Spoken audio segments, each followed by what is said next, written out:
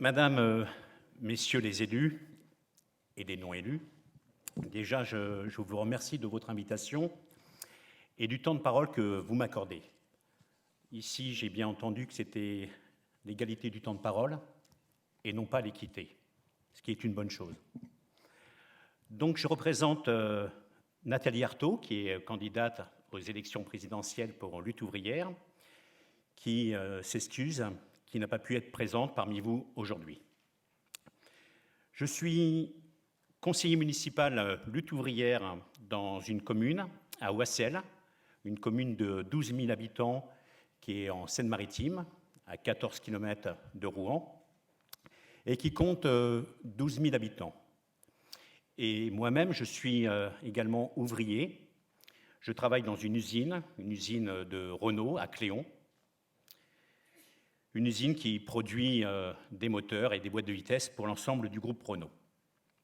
Alors, tout d'abord, je voudrais souligner le fait que les territoires que vous représentez recouvrent des réalités très différentes, suivant la taille et le nombre d'habitants des communes ou des intercommunalités. La question qui se pose est la situation des élus, leurs liens avec la population sont à bien des égards très différents entre les grandes villes du pays et les petites communes dans lesquelles je vis. Parler des communes, des maires, des élus locaux en général, si cela correspond à une facilité de langage, c'est aussi abusif que de parler des Français en général sans tenir compte des différences de classe sociale. Je sais combien les élus locaux doivent faire preuve de responsabilité et de dévouement pour résoudre les problèmes quotidiens, comme l'a démontré particulièrement la pandémie. Les masques, il a fallu très souvent que ce soit les élus locaux qui les achètent et les distribuent. Il a fallu s'adapter aux protocoles sanitaires successifs et souvent contradictoires dans les écoles, parfois même du soir au lendemain. Pendant la campagne de vaccination, les maires ont ouvert plus d'1 millier de centres de vaccination communaux à leur initiative et le plus souvent à leurs frais. Sans leur initiative, la campagne n'aurait pas fonctionné. Il a fallu aussi se soucier des plus fragiles et des plus isolés, à commencer évidemment par les plus anciens. L'État s'est appuyé sur les élus locaux quand il a besoin d'eux. Il sait, s'appuyer sur les élus locaux quand il a besoin d'eux. Mais bien souvent, en particulier pendant la dernière période, il les laisse seuls face aux problèmes à gérer. Pire, il les prive depuis des années d'une part de plus en plus grande de leurs moyens financiers. Je pense qu'on peut faire le parallèle avec la manière dont l'État traite les premiers de corvée. Vous savez, les soignants, les éboueurs, les caissières, tous ces travailleurs qui font tourner la société et qui ont continué au plus fort de l'épidémie, mais que nos sociétés rémunèrent si mal, comme l'avait dit en son temps Emmanuel Macron. Mais ce mépris de l'État qu'on retrouve vis-à-vis des élus locaux et de leurs problèmes est du même acabit. Depuis des années, la politique constante des gouvernements successifs a été de réduire la marge de manœuvre financière des territoires, en particulier celle des communes les plus petites. Sans remonter plus loin, on peut rappeler que sous M. Baroin, quand il était ministre du budget de Sarkozy, le montant de la dotation globale de fonctionnement a été gelé.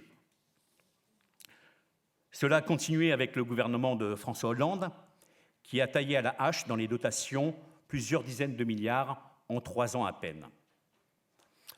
Aujourd'hui, le président Macron se vante d'avoir stoppé la baisse, mais il n'a pas rétabli les montants antérieurs et les milliards envolés.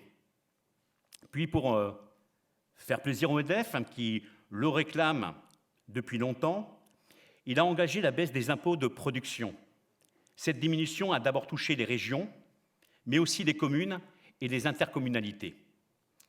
Et ce mouvement risque de continuer, puisque plusieurs candidats à l'élection présidentielle veulent supprimer ces impôts parce qu'ils entendent obéir au chantage habituel du patronat. Patronat qui estime insupportable de payer des cotisations sociales et des impôts, et menace, on l'entend souvent dans l'actualité, de délocaliser, voire de fermer des entreprises. Eh bien, le grand patronat prendra l'argent et il continuera à fermer les entreprises et à délocaliser, car depuis des décennies que cela dure, si les cadeaux fiscaux donnés au grand patronat avaient fait baisser le chômage et empêché la fermeture d'une seule usine, eh bien, ça se saurait. Pour les élus locaux, ce sera la double peine, car non seulement on vous aura privé de revenus essentiels, mais en plus, il faudra gérer les conséquences de la montée de la misère et du chômage, avec les magasins qui ferment, faute de clients, les centres-villes qui meurent, faute de magasins. Eh bien, à Lutte ouvrière, et dans cette campagne, avec Nathalie Arthaud, nous ne cessons de dénoncer la dictature exercée par le grand patronat sur toute la société. Les élus locaux subissent aussi les conséquences de cette situation parce que la baisse des ressources pour les collectivités locales, les fermetures d'écoles ou les lignes de chemin de fer qui s'arrêtent, tout ça n'a qu'une seule cause. Tous les gouvernements successifs réservent une très grande partie de l'argent public, non aux services publics utiles à tous, mais au grand patronat à fond perdu. Voilà le « quoi qu'il en coûte » du président Macron. Il est distribué au grand patronat et ce sont des conséquences qui nous coûtent très cher, à nous, le monde du travail, à vous, les élus des collectivités locales. Merci, Monsieur Le Ménac, pour votre propos liminaire, pile dans les temps. Et je vais donc passer la parole tout de suite à Nathalie Appéré pour vous poser les 3 questions. Bonjour. Bonjour. 3 questions courtes pour 3 réponses rapides, 2 minutes maximum, des questions définies en commun par nos 2 associations. La première, quelle est votre vision des rapports à instaurer entre l'État et les collectivités? Autrement dit, pensez-vous nécessaire une nouvelle étape de décentralisation? Eh bien, concernant les relations entre l'État et les collectivités locales, nous dénonçons le fait que depuis plusieurs décennies, à travers le processus de décentralisation, l'État se désengage de plus en plus, confiant des charges nouvelles aux élus locaux sans les moyens qui devraient aller avec. Les gouvernements successifs, de droite comme de gauche, ni de droite ni de gauche pour M. Macron, aussi menteurs sur ce sujet que sur bien d'autres, cherchent à minimiser l'effort que représente la baisse des dotations en expliquant que les élus locaux peuvent bien faire un petit effort au regard de l'état des finances publiques. Eh bien, c'est irrecevable parce que ces moyens insuffisants pèsent particulièrement sur les classes populaires. Car les élus sont contraints pour maintenir leur budget en équilibre d'augmenter les impôts locaux ou de diminuer les services à la population ou de renoncer à des investissements pourtant parfois indispensables. Il est en effet indispensable de construire des logements, d'avoir un personnel communal suffisant, de s'occuper des personnes devenues dépendantes, d'entretenir les écoles, les routes et les aménagements sportifs ou culturels. Alors, et cela rejoint la question des finances locales, nous disons que l'État doit financer entièrement les nouveaux pouvoirs qu'il confie aux collectivités locales. Comme vous le dites vous-même dans vos objectifs, je vous cite, « Les politiques publiques doivent être davantage connectées aux besoins réels des habitants. » Et c'est pour cela qu'il faut des moyens financiers. Pour notre part, nous sommes pour que ce soit la population elle-même qui mette en avant ses besoins. Je prendrai l'exemple des besoins du personnel communal. Qui mieux que ceux qui sont sur le terrain, qui font tout fonctionner, que ce soit les cantines municipales, scolaires, les EHPAD, les activités d'encadrement des enfants et des jeunes, savent combien il faut de personnel pour offrir un service de qualité et des conditions de travail convenables. Or, au niveau local, comme partout dans le pays, les salariés sont soumis à des suppressions de postes, à des départs en retraite non remplacés, à des réorganisations qui dégradent les conditions de travail et les services rendus à la population. Si on partait des besoins des salariés et de la population, on verrait qu'on peut créer de très nombreux emplois. Et ce serait un bon moyen de faire reculer le chômage, ce fléau qui gangrène toute la société. Je voudrais signaler au passage que je trouve choquant que le gouvernement fasse pression sur les communes et sur les intercommunalités qui n'ont pas encore imposé aux salariés territoriaux un allongement du temps de travail. Car derrière un prétendument alignement sur les 35 heures, c'est une attaque inacceptable contre ces travailleurs essentiels. Merci beaucoup. Alors, réponse un peu plus courte peut-être pour les deux suivantes. Tout à fait. Quelle place accorderez-vous pour l'urbain et l'intercommunalité dans l'organisation territoriale aux côtés des régions et des départements? Eh bien, je suis attaché pour ma part à l'échelon communal. Diluer les communes et les intercommunalités dans des territoires plus vastes conduit à priver les habitants de la proximité humaine qu'ils ont avec leurs maires, avec leurs conseillers municipaux, et ça les éloigne des centres de décision de la population. Cela réduit de fait la démocratie locale, car les maires et les élus de la ville, en particulier des plus petites, vivent aux côtés des habitants. La coopération entre territoires pour rationaliser certains investissements ou certaines activités, voire les rendre possibles, ne doit pas réduire cette démocratie locale. Au contraire, il faudrait soumettre à tous les niveaux les décisions au contrôle de la population.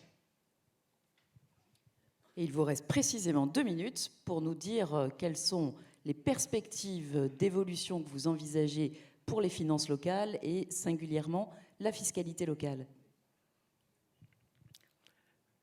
Alors, je répète qu'il est essentiel, en particulier dans cette période de crise, que les moyens financiers des collectivités territoriales servent aux services utiles à la population, à la création de maisons de santé dans les déserts médicaux, de lieux d'hébergement dignes pour les anciens, à la construction massive de logements, à l'accueil des réfugiés et des migrants qui fuient les guerres et la misère. On pourrait développer car ce ne sont pas les besoins qui manquent.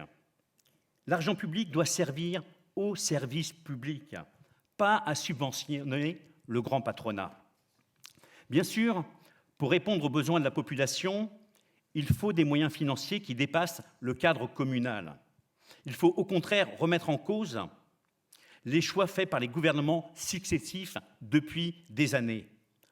En réalité, trouver des solutions aux problèmes financiers des collectivités territoriales nécessite forcément de s'attaquer à la logique capitaliste où c'est le profit privé d'une minorité qui passe avant l'intérêt de la collectivité. Merci de vous être prêté à l'exercice dans le respect du temps imparti. Et enfin, pour terminer, la carte blanche que nous vous proposons, soit sur un sujet que vous souhaiteriez développer devant nous, soit le cas échéant pour rebondir sur l'une des propositions que nous formulons. Eh bien, je représente devant vous Nathalie Arthaud. Et donc, en conclusion, je dirais que dans cette campagne, je ne sais pas si vous l'avez entendu, Nathalie Arthaud ne fait pas de belles promesses, ni au monde du travail, ni aux élus locaux, qui en font d'ailleurs souvent partie.